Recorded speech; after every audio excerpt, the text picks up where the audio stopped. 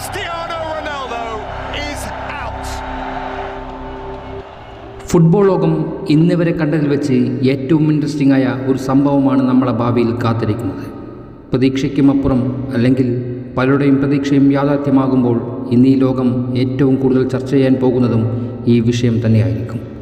തൻ്റെ കരിയറിൽ ഏറ്റവും വലിയ സ്വപ്നങ്ങളിലൊന്നായിരുന്നു രാജ്യത്തിനു വേണ്ടി ഒരു അന്താരാഷ്ട്ര കിരീടം നേടുക എന്നത്. ഒന്നുമല്ലാതിരുന്ന ഒരു രാജ്യത്തെ റെപ്രസെൻറ്റ് ചെയ്ത നാൾ മുതൽ ഇന്ന് ഈ ലോകത്തിൻ്റെ നാനാ കോണുകളിലേക്കും പോർച്ചുഗൽ നാം എത്തിച്ച നാൾ വരെ ക്രിസ്ത്യാനോ റൊണാൾഡോ എന്ന മനുഷ്യൻ അതിനുവേണ്ടി പ്രയത്നിക്കുക തന്നെയായിരുന്നു. ഒടുവിൽ 2016 അദ്ദേഹം അത് നേടിയെടുക്കുകയും ചെയ്തു. ശേഷം നാഷണൽ ലീഗ്. എന്നാൽ അവിടെയും ചില കുറവുകളുണ്ട്. അത് വേൾഡ് കപ്പ് തന്നെ. അതങ്ങനെ അയാളെ വല്ലാതെ അലട്ടുന്നുണ്ടായിരിക്കണം. ലോകം വിജയിച്ചവരെന്ന് വാഴ്ത്തപ്പെടുമ്പോഴും അതൊരു കിട്ടാക്കനിയായി തുടരുക തന്നെയാണ്. എല്ലാ വേൾഡ് കപ്പ് വേദിയിലും ഓരോ പുതിയ ഓർമ്മകളും സമ്മാനിച്ച് മടങ്ങുന്ന റൊണാൾഡോ പക്ഷേ അവസാന വേൾഡ് കപ്പിൽ അമ്പയെ പരാജയമായിരുന്നു. പരാജയമാക്കി ചിത്രീകരിച്ചു. ശേഷം അവിടെ നിന്നും കരഞ്ഞിറങ്ങേണ്ടി വന്നു. എന്നാൽ തോറ്റോടൻ മനസ്സിലാത്തവൻ തൻ്റെ പ്രായത്തോട് പോരടിച്ച് 2026 വേൾഡ് കപ്പിന് വേണ്ടി കഠിനാധ്വാനം ചെയ്യുക തന്നെയാണ്. ഇതിനിടയിലാണ് ക്രിസ്ത്യാനോ ജൂനിയറിൻ്റെ ഭാവിയെക്കുറിച്ച് ലോകം ഏറെ ചർച്ച ചെയ്യുന്നത്. അതെ, രാജാവിൻ്റെ മകൻ്റെ ഭാവിയെക്കുറിച്ച് തന്നെ. വെറും 14 വയസ്സ് മാത്രം പ്രായമുള്ള ക്രിസ്ത്യാനോ ചെറുപ്പം മുതലേ തീർത്തും അച്ഛൻ്റെ പാത പിന്തുടർന്ന് ഫുട്ബോൾ ലോകത്തേക്ക് കാലെടുത്ത് വെച്ച് കഴിഞ്ഞിരിക്കുന്നു. ഇനി അവൻ അച്ഛനു ശേഷം പോർച്ചുഗലിന് വേണ്ടി പന്ത് തട്ടുന്നത് കാണാൻ കാത്തിരിക്കുകയാണ് ഈ ഫുട്ബോൾ ലോകം മുഴുവൻ. എന്നാൽ അവിടെയാണ് ചില പ്രശ്നങ്ങൾ ഒളിച്ചിരിക്കുന്നത്. റൊണാൾഡോ ജൂനിയറിന് നിലവിൽ 5 വ്യത്യസ്ത രാജ്യങ്ങളിൽ കളിക്കാനുള്ള അല്ലെങ്കിൽ റെപ്രസെൻറ്റ് ചെയ്യാനുള്ള യോഗ്യതയുണ്ട്. USA, England, Spain, Copa Verde, Portugal എന്നീ രാജ്യങ്ങളാണ്. തനിക്കിഷ്ടമുള്ള നാഷണാലിറ്റി അവന് സ്വീകരിക്കാൻ സാധിക്കും. എന്നാൽ പലരും വിചാരിക്കും അതെല്ലാം എന്തിനാണ് എന്ന്. സ്വന്തം രാജ്യത്തിന് വേണ്ടി അച്ഛൻ്റെ പാത പിന്തുടർന്ന് കളിക്കുകയല്ലേ വേണ്ടതെന്ന്. എന്നാൽ മറ്റൊരു തരത്തിൽ കൂടി അവന് ചിന്തിക്കാവുന്നതാണ്. റൊണാൾഡോ ഏറ്റവും കൂടുതൽ ആഗ്രഹിച്ചത് വേൾഡ് കപ്പ് തന്നെയാണ്.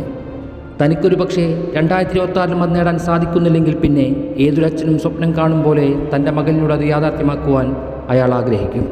അങ്ങനെ വന്നാൽ പോർച്ചുഗൽ നാഷണൽ ജേഴ്സിയിൽ നേടിത്തരാനേ അദ്ദേഹവും ആഗ്രഹിക്കുകയുള്ളൂ. പക്ഷേ മറിച്ച് ജൂനിയറിന് മറ്റൊരു തരത്തിൽ ചിന്തിക്കാനാകും.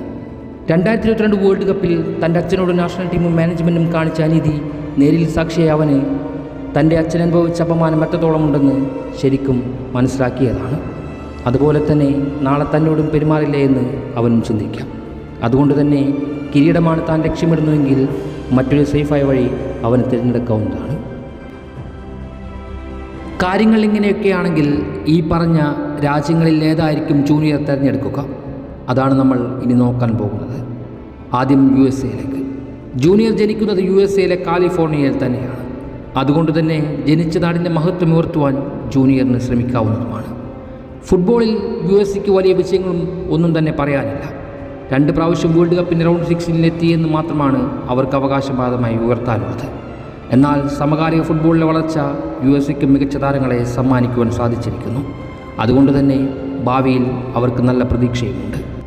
കൂടാതെ 2026 വേൾഡ് കപ്പ് ഒരുങ്ങുന്നത് നോർത്ത് അമേരിക്കയിലാണെന്നതും അതുവഴി കൂടുതൽ ഫുട്ബോൾ സാധ്യത അവിടെ ഉണ്ടാകുമെന്നും അതിൻ്റെ മുഖമായി CR ജൂനിയറിന് മാറാനും അങ്ങനെ ജനിച്ച നാടിൻ്റെ മഹത്വം ഉയർത്തുവാനും ജൂനിയറിന് സാധിക്കുമായിരിക്കും.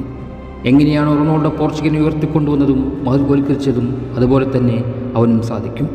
എന്നാൽ ഇതെല്ലാം വെറും ഭാഗ്യപരീക്ഷണം മാത്രമാകും. ഇനി മുന്നിലുള്ളത് കോപ്പ വെർഡെ എന്ന ഒരു ആഫ്രിക്കൻ രാജ്യമാണ്. ജൂനിയറിൻ്റെ ഗ്രാൻഡ് പാരൻസ് എല്ലാം ജീവിച്ചിരുന്നത് കോപ്പ വെർഡെ എന്ന ഐസ്ലാൻഡിലായിരുന്നു. ജൂനിയറിന് വേണമെങ്കിൽ ആ രാജ്യത്തിന് വേണ്ടി കളിക്കാവുന്നതുമാണ്. അദ്ദേഹത്തിൻ്റെ അമ്മ ജനിച്ച സ്ഥലമായതിനാൽ ജൂനിയറിനും ആ രാജ്യത്തെ റെപ്രസെൻറ്റ് ചെയ്യാം. മുതുമുത്തശ്ശിയെ കണ്ടിട്ടില്ലാത്ത ജൂനിയറിന് അവരോടുള്ള ആദരവ് കാണിക്കുവാനായിട്ട് ഈ അവസരം ഉപയോഗിക്കുകയും ചെയ്യാം. എന്നാൽ അതൊരു കോമഡിയായി മാറും. ജൂനിയറിൻ്റെ മറ്റ് ഓപ്ഷനുകൾ പോലെ നല്ലൊരു ഓപ്ഷൻ ആയിരിക്കില്ല ഇത്. കാരണം കോപ്പ വെർഡെ FIFA റാങ്കിങ്ങിൽ 72ാം സ്ഥാനത്താണ് നിൽക്കുന്നത്. ആഫ്രിക്കൻ നാഷണൽ കപ്പിൽ 3 തവണ കളിച്ചിട്ടുണ്ടെങ്കിൽ പോലും ഇതുവരെ വേൾഡ് കപ്പ് വേദികളിലേക്ക് എത്തുവാൻ കോപ്പ വെർഡെക്ക് സാധിച്ചിട്ടുമില്ല. ജൂനിയർ അങ്ങനെയൊരു തീരുമാനമെടുക്കുന്നുണ്ടെങ്കിൽ അദ്ദേഹത്തിൻ്റെ ഏറ്റവും മോശം തീരുമാനങ്ങളിലൊന്നായി ഭാവിയിൽ ലോകമതിനെ വിലയിരുത്തും. ഇനി ജൂനിയറിന് മുന്നിലുള്ള ഏറ്റവും വലിയ ഓപ്ഷനാണ് ഇംഗ്ലണ്ട്. യുണൈറ്റഡിൽ റൊണാൾഡോ തീർത്ത അവിസ്മരണമായ മുഹൂർത്തങ്ങളെല്ലാം ഈ ലോകം സാക്ഷിയായിട്ടുണ്ട്. ആ പ്രൈം റൊണാൾഡോയെ മാച്ച് ചെയ്യാൻ പോകുന്ന ഒരു ഫുട്ബോൾ പ്ലെയർ ഇന്ന് ഈ ലോകത്ത് ജനിച്ചിട്ടുമില്ല. വർഷങ്ങൾക്കുമിപ്പുറം 2021 ഒരു 37-കാരൻ ലോകത്തെ അപ്പാടെ അത്ഭുതപ്പെടുത്തി പ്രീമിയർ ലീഗിലേക്ക് ഒരു റീഎൻട്രി നടത്തുന്നുണ്ട്. ആ സമയം ജൂനിയറിനെയും അദ്ദേഹം കൂടെ കൂട്ടുന്നുണ്ട്. എന്നിട്ട് യുണൈറ്റഡിൻ്റെ യൂത്ത് അക്കാദമിയിൽ സൈൻ ചെയ്യിപ്പിക്കുന്നു. മികച്ച രീതിയിൽ ജൂനിയർ യുണൈറ്റഡിന് വേണ്ടി പന്ത് തൊട്ടാൻ ആരംഭിച്ചു. അച്ഛനെ ഓർമ്മിപ്പിക്കും പോലെ യൂത്ത് ടീമിലെ ഗോൾ വേട്ടക്കാരനായി അവൻ മാറുകയായിരുന്നു. എന്നാൽ 2022 യുണൈറ്റഡിൽ നിന്നും റൊണാൾഡോ പടിയിറങ്ങുന്നുണ്ട്. ആ കാലയളവിൽ 18 മാസം മാത്രമാണ് ജൂനിയർ ഇംഗ്ലണ്ടിൽ ഉണ്ടായിരുന്നത്. ഏകദേശം 5 വർഷമെങ്കിലും ഇംഗ്ലണ്ടിൽ താമസിച്ചിരുന്നുവെങ്കിൽ മാത്രമാണ് ആ രാജ്യത്തിൻ്റെ നാഷണൽ ഫുട്ബോൾ ടീമിൽ കളിക്കുവാൻ സാധിക്കുകയുള്ളൂ. ആ തീരുമാനം ഭാവിയിലെടുത്ത് 5 വർഷങ്ങൾ തികച്ച് ഇംഗ്ലണ്ട് എന്നൊരു ഓപ്ഷനാണ് ഭാവിയിൽ ജൂനിയർ എടുക്കാൻ പോകുന്നതെങ്കിൽ ഫുട്ബോളിലെ തന്നെ ഏറ്റവും കരുത്തുള്ള ടീമിൽ അവന് പന്ത് തട്ടാനാകും. എക്കാലത്തും ഫുട്ബോളിലേക്ക് മികച്ച ഒരുപിടി താരങ്ങളെ സമ്മാനിക്കുന്ന ഇംഗ്ലണ്ടിൽ തീർച്ചയായും ജൂനിയറിൻ്റെ ഭാവി പെർഫോമൻസ് അനുസരിച്ച് സുരക്ഷിതമായിരിക്കുമെന്ന് ഉറപ്പ് തന്നെയാണ്. ഭാവിയിൽ ജൂഡ് ബെല്ലിഹാമിനോടൊപ്പം പോലും പന്ത് തട്ടുന്നത് കാണുവാൻ നമുക്ക് സാധിക്കും. എന്നാൽ അതെല്ലാം ജൂനിയറിൻ്റെ തീരുമാനത്തെ ആശ്രയിച്ചിരിക്കും. ഈയൊരു സാഹചര്യം തന്നെയാണ് ഇറ്റലിയുടെ കാര്യത്തിലും സംഭവിക്കുന്നത്. വെറും 3 വർഷം മാത്രമാണ് റൊണാൾഡോ യുവൻറ്റസിനു വേണ്ടി പന്ത് തട്ടിയിട്ടുള്ളത്. അതുകൊണ്ട് തന്നെ ജൂനിയറും 3 വർഷത്തെ കാലയളവ് മാത്രമാണ് ഇറ്റലിയിൽ ഉണ്ടായിരുന്നത്. അതുകൊണ്ട് ഇറ്റലിയുടെ നാഷണാലിറ്റി വേണമെങ്കിൽ 2 വർഷം കൂടി അവിടെയും താമസിക്കേണ്ടതായിട്ട് വരും. അങ്ങനെയൊന്നും സംഭവിച്ചാൽ പോലും മോശമെന്ന് പറയാനാകില്ല. കാരണം ഇറ്റലി പോലൊരു ടീം ഫുട്ബോൾ ലോകത്തുണ്ടാക്കി വെച്ചിട്ടുള്ളതെല്ലാം ചെറുതായിരുന്നില്ല.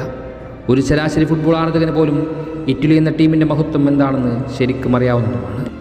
ലോകത്തിലെ തന്നെ ഏറ്റവും വലിയ പ്രചോദനത്തിന് പേരുകേട്ട ഇറ്റലിയും ഒട്ടേറെ ഇതിഹാസങ്ങൾക്ക് ജന്മം നൽകിയിട്ടുണ്ട്.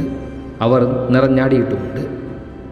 ഇടയ്ക്കൊന്ന് നിറമങ്ങിയെങ്കിലും ഇന്നും തിരികെ വരുവാൻ അവർ ശ്രമിച്ചാൽ നാളെ ഒരു ഇറ്റലി യുഗം തന്നെ ഈ ഫുട്ബോൾ ലോകം സൃഷ്ടിക്കുവാൻ അവർക്ക് സാധിക്കും. അതുകൊണ്ട് തന്നെ ജൂനിയറിൻ്റെ ഭാവി അവിടെയും സുരക്ഷിതമാണ്. 5ാമതൊരു ലോക കിരീടം കൂടി അവരുടെ ഷെൽഫിലേക്ക് അവർ കൊണ്ടുവരുവാൻ തീരുമാനിച്ചു കഴിഞ്ഞാൽ അത് തൻ്റെ വരവിൻ്റെ പേരിലേക്കാക്കി മാറ്റുവാനും അവന് സാധിക്കും. അതുകൊണ്ട് തന്നെ ഇറ്റലി നല്ലൊരു ഓപ്ഷൻ കൂടെയാണ്. ഇനി അവന് മുന്നിലുള്ള ഏറ്റവും വലിയ ഓപ്ഷനാണ് സ്പെയിൻ. സിആർ ജൂനിയർ ഭാവിയിൽ ഒരു കിരീടമാണ് ലക്ഷ്യമിടുന്നതെങ്കിൽ, അല്ലെങ്കിൽ ഏറ്റവും വലിയ പവർഫുള്ളായ ഒരു കരിയറാണ് ആഗ്രഹിക്കുന്നതെങ്കിൽ തിരഞ്ഞെടുക്കാവുന്നതിൽ ഏറ്റവും വലിയ ഓപ്ഷൻ സ്പെയിൻ തന്നെയായിരിക്കുമെന്ന് എനിക്കും ഉറപ്പുണ്ട്. ചരിത്രം കൊണ്ട് ഏറ്റവും മികച്ച ടീം, എക്കാലത്തും മികച്ച താരങ്ങൾ. ഞാൻ കണ്ടു തുടങ്ങിയ നാൾ മുതൽ ഇങ്ങോട്ട് Iniesta, Xavi, Thiago, Fernando Torres, Busquets തുടങ്ങി ഇന്നത് Pedri, Olmo, Gavi, Lamine Yamal, William എന്നീ പേരുകളിലേക്ക് വരെ എത്തി നിൽക്കുന്നുണ്ട്. അതിലേക്കാണ് ജൂനിയർ തൻ്റെ ഭാവിയെ പറിച്ചു നടാൻ തീരുമാനിക്കുന്നതെങ്കിൽ ഈ ലോകം കാണാൻ പോകുന്നത് വലിയ ചരിത്രങ്ങൾ തന്നെയായിരിക്കും. അവൻ ഈ ലോകം തന്നെ കീഴ്പ്പെടുത്തും. റയൽ മാഡ്രിഡിലെ റൊണാൾഡോയുടെ അവിസ്മരണീയമായ യാത്ര 8 വയസ്സുവരെ സ്പെയിനിൽ വളരാനുള്ള ഭാഗ്യം ജൂനിയറിന് സമ്മാനിക്കുന്നുണ്ട്. അതുകൊണ്ട് തന്നെ അവന് സ്പെയിൻ സിറ്റിസൺഷിപ്പിൽ തീർച്ചയായും യോഗ്യത ഉറപ്പാക്കുന്നുണ്ട്. ഏറെ വർഷക്കാലം റയൽ മാഡ്രിഡിൻ്റെ അക്കാദമിയിൽ വളർന്ന ജൂനിയറിന് സ്പെയിനിലെ അന്തരീക്ഷവും മൈതാനവും വളരെ കംഫർട്ടബിളായി ഫീലാകും. അതുകൊണ്ട് തന്നെ എന്തുകൊണ്ടും സ്പെയിൻ തന്നെയാണ് ഉള്ളതിൽ വെച്ച് ഏറ്റവും വലിയ മികച്ച അവസരങ്ങളിലൊന്ന് എന്ന് ഞാനും അവകാശപ്പെടും. അതൊരു പക്ഷേ വലിയ ചർച്ചയാകുമെങ്കിലും ഭാവിയിൽ സിആർ ജൂനിയറിന് സ്പെയിൻ ഇതിഹാസമായി മാറുവാനും സാധിക്കും.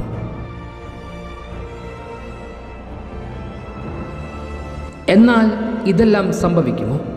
കാരണം തൻ്റെ പിതാവ് ഉണ്ടാക്കിയെടുത്ത പേരും പ്രശസ്തിയും ഈ ഫുട്ബോൾ ലോകം മുഴുവൻ വെട്ടിപ്പിടിച്ചതുമെല്ലാം ആർക്ക് വേണ്ടിയായിരുന്നു എന്നൊരു ചോദ്യം ഉയരും. സ്വന്തം രാജ്യത്തിന് വേണ്ടിയല്ലാതെ മറ്റൊരു ഓപ്ഷൻ സ്വീകരിച്ചാൽ അതവനെ കാലാകാലങ്ങളിൽ വേട്ടയാടപ്പെടും. അതിനുള്ള കാരണവും റൊണാൾഡോയുടെ മകനായി ജനിച്ചു എന്നത് മാത്രമായിരിക്കും.